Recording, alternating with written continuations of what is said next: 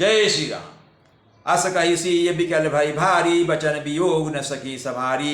देखी दशा रघुपति जी जाना, हठि राखे नहीं राखी प्राणा। ऐसा कहकर सीता जी बहुत ही व्याकुल हो गई। वे वचन के वियोग को भी ना संभाल सकी, अर्थात शरीर से वियोग की बात तो अलग रही, वचन से भी वियोग की बात सुनकर वे अत्यंत विकल हो गई, परेशान हो गई। उनकी यह दशा देखकर श्री रघुनाथ जी ने अपने जी में जान लिया कि हठपूर्वक इन्हें यहाँ रखने से ये प्राणों को न रख सकेंगी, अर्थात ये प्राण त्याग देंगी, इसलिए इनको जबरदस्ती रखना उचित नहीं है।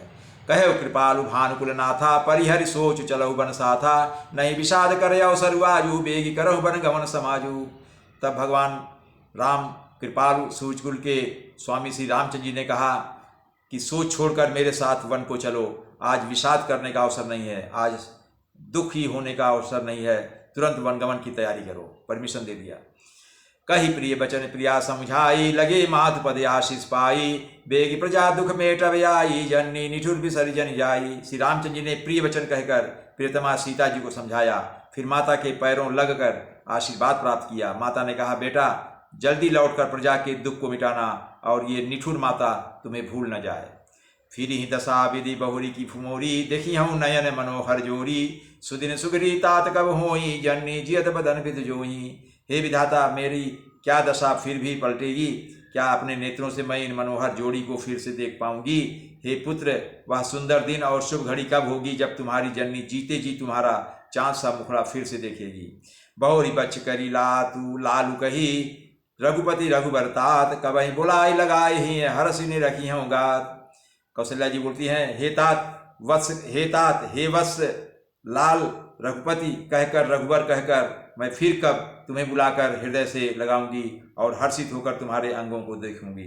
लख स्नेह का तरी महतारी, बचन आओ विकल भय भारी। राम प्रबोध की विधि नाना, समौ स्नेह न जाय बखाना। यह देखकर माता के स्नेह के मारे अधीर हो गई हैं और इतनी अधिक व्याकुल हैं कि मुंह से वचन नहीं निकलता। श्री रामचंद्र जी ने अनेक प्रकार से उन्हें समझाया, वह समय और स्नेह वर्णन नहीं किया सकता। यानी राम और कौशल्या माँ का भगवान राम और सीता के प्रति जो स्नेह था, जो उस समय स्नेह उमड़ रहा था, उसका वर्णन करना बहुत ही मुश्किल है। तब जानकी सास पग लागी, सुनी माय मैं परम भागी। सेवा समय दय बन दीना, मोर मनोरथ सफल न कीना।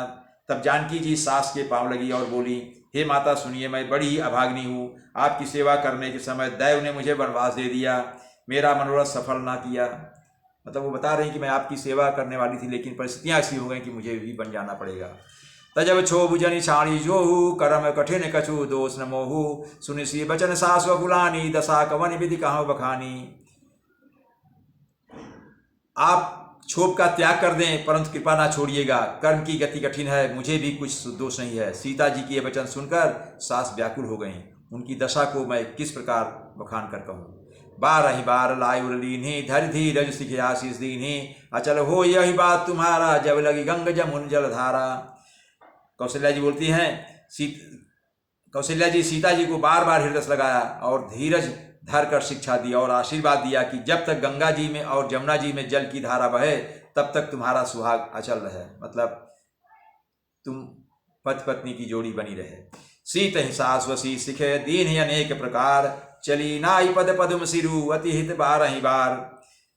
सीता जी को सास ने अनेकों प्रकार से आशीर्वाद और शिक्षाएं दी और वे अर्थात सीता जी बड़े ही प्रेम से बार बार चरण कमलों में लगकर सिर नवाकर वहां से चली।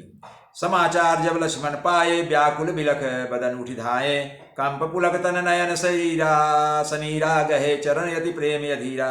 जब लक्ष्मण जी ये समाचार पाए, तब वे व्याकुल होकर उदास मुंह उठ दौड़े। शरीर कांप रहा है, रोमांच हो रहा है, नेत्र आंसुओं से भरे हैं। प्रेम से अत्यंत अधीर होकर उन्होंने राम जी के चरण पकड़ लिए।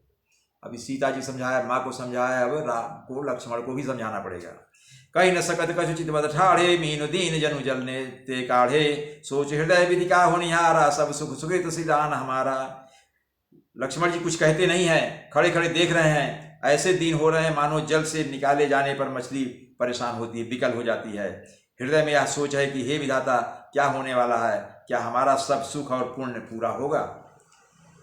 मोह कहूँ कहा रघुनाथा, रखी हैं भवन के लई हैं साथा। राम बिलो की बंधु कर जोरे, देह गे सब मसन तन तोरे।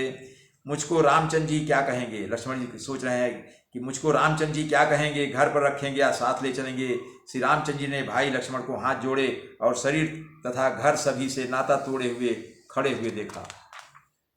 बोले बचन राम नय नागर, शील स्नेह सरल सुख सागर, तात प्रेम बस जन कदराहु, समुझ हृदय परिणाम उचाहु। तब नीति में निपुण और शील स्नेह सरलता और सुख के समुद्र श्री रामचंद्र जी बोले, हे तात, परिणाम में होने वाले आनंद को हृदय में समझकर तुम प्रेमवश अधीर मत हो, तुम धैर्य को मत छोड़ो। मात पिता गुरु स्वामी सिख, सिर धरि करहि सुभाय, लहु लाभ तीन जन्म कर, न तरु जन्म जग जाय।